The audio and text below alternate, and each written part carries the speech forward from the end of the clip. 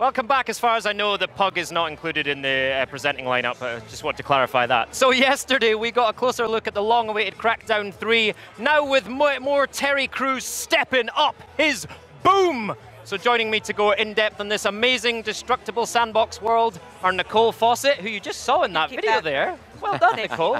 And Clint Bundrick. Hello. As well. How are you both doing?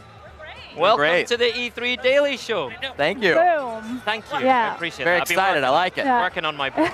So we can't talk about Crackdown without talking about destruction, right? So first of all, let's talk about the cloud-based computing that allows that maximum 100% destruction of the environments. Yeah. So our cloud-based destruction that gives you that 100% destructible environments, the things we've been showing, that is our competitive multiplayer experience. We're going to be talking a lot more about that in the future. It's a big part of Crackdown 3. But E3 for us this year was all about campaign. People hadn't seen anything for campaign. We wanted to show that Crackdown was back, that orbs were back, and we make that playable for everybody. So our campaign is playable online 4-player, but also offline single player. The idea being that in campaign, you save the city. In competitive multiplayer, you wreck it. All right, fantastic. Right, so many huge Crackdown fans out there. It has such heritage. But if someone's never played the Crackdown series before, explain what's so exciting about the game's return.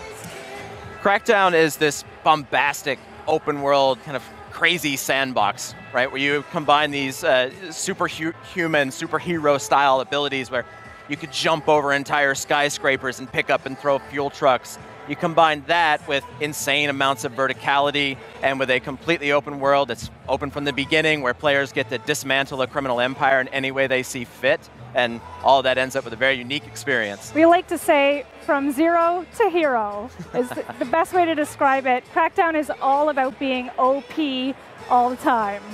Nice, I love that. So speaking of OP, there is a familiar face joining Crackdown. It was one of the highlights of the briefing yesterday. Terry Crews, Yes. who has, by the way, referred to video games as the future of entertainment. Amen, Terry. What was his involvement with the game? So Terry is going to be in Crackdown 3. He Nice. will be playable. So I'm really happy fantastic. to confirm that. So Terry plays this character called Commander Jackson, and you kind of got a first glimpse of his character yesterday, which is very similar to Terry's own natural personality. I thought it was quite a subtle read. Yeah, you know, exactly. Definitely Terry always brings his 11, so we love that about him. It was like a natural choice for us. I mean, Terry is a living agent. He not only, I mean, muscular level is off the charts. He is such a nice, honest, a kind human being that really embodies this idea of, you know, the agents of justice, fighting to save the city. It was just a really natural pairing for us. So we are so ridiculously excited to have him in Crackdown 3. He's so intense that when he was flexing and doing all that in the suit, he kept breaking it. So parts of the suit would flip up and they'd have to come and fix it. Yeah. It was amazing. That's an interesting wardrobe Exactly. challenge. Yeah. So that's great. Terry Crews is going to be in campaign. Tell us more about the storyline of campaign mode. So we're going to keep a lot of our story details under wraps for now. Oh, come on. I know. But the game takes place more than 10 years after the events of Crackdown 2. Agencies thrust back into action after this large global scale attack. That attack is tracked back to a new island called New Providence. The agency knows very little about this island. They only know that it's controlled and operated by an organization that calls itself Terra Nova. So the agency comes rocking up. They expect to be the saviors. They come in with that agency-style hubris, and it doesn't quite go the way they expected. Nice. So players are released into the city, and your goal is to dismantle Terra Nova in any way you can. Great, and we're seeing some gameplay on screen Yeah. here, so talk us through this a little bit. We're seeing these amazing Crackdown weapons that we know and love, this verticality, jumping all over the place. Talk us through this. Yeah, so what you're seeing here is we're fighting over a monorail station. So the hierarchy, the criminal empire in Crackdown 3, every crime boss has a part of the world that they own, a job, some part of the organization that they're responsible for. So I just took out the monorail station. That's now turned that into a supply point for us. And now I'm moving on, and this is an enforcer hardpoint. So the enforcer is essentially the police force of the organization of the island. And so here this is a holding pen for political captives and other civilians. Yeah. And you come in and free them, and then we're going to move on down. And so you'll see too, as you level up, you have all your 5 skills along the left. That's our skills for kills system. Right. That's this crazy exponential power curve. So at the beginning of the game, you're throwing rocks, but as you level up your strength, suddenly you're throwing fuel trucks. and everything you do is about orbs. And Crackdown's all about verticality. Thank you for bringing the orbs back. I just want to say, on behalf of the entire, everyone who's ever played Crackdown before, thank you. I look forward to stressing out about finding every Exactly. last one. Hey, I've got a note here. them. I've got a note here that you're going to reveal the Gang's Bite Back system and the Kingpin feedback as well.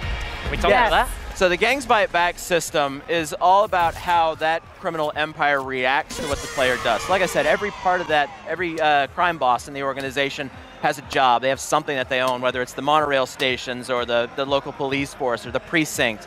And the idea is that the player has to figure out what they care about. The player goes and attacks that and dismantles it. So you're either destroying their machinery or somehow disrupting their business. Of course, that pisses them off.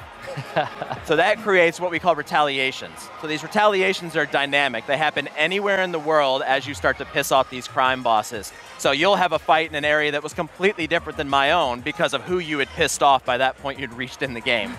And then as you attack them and you draw them out, and you draw out those retaliations and you deal with those problems, eventually those bosses come for you and they come out personally. So you're drawing them into the world, and those boss fights are dynamic. They can happen anywhere in the city, and all of this gives us one of our key goals with Crackdown is so that every playthrough feels personal. It feels like the game was reacting to the choices you made. Love that. And the feed jack system that you talked about a little bit, as you see in the game, you'll see all this beautiful digital signage. So the game takes place in kind of a near futuristic city. So you got this great kind of digital signage. And that is the way for the captains, the lieutenants.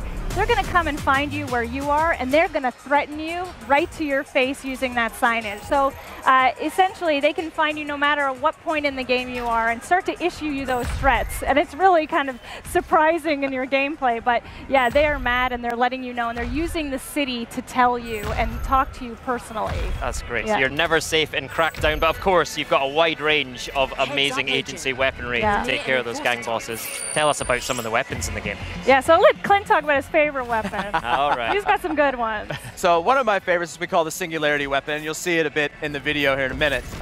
This weapon, everything in Crackdown is physical. You can pick up cars and throw them. If you pound lampposts, they turn into weapons.